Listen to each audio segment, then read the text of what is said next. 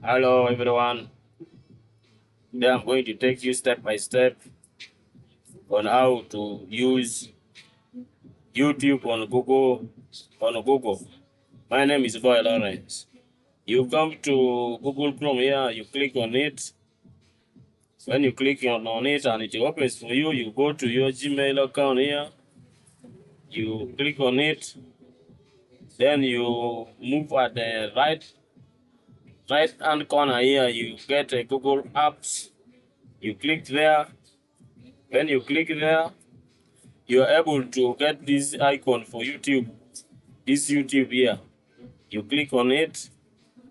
When you click on it, it will open for you.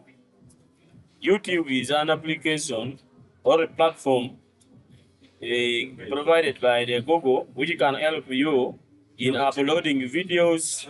You can play music, you can play movies, you can upload anything. You can upload anything. That is the importance of YouTube. You can stream live. Some people will see you from somewhere when you're streaming live. That's the importance of YouTube.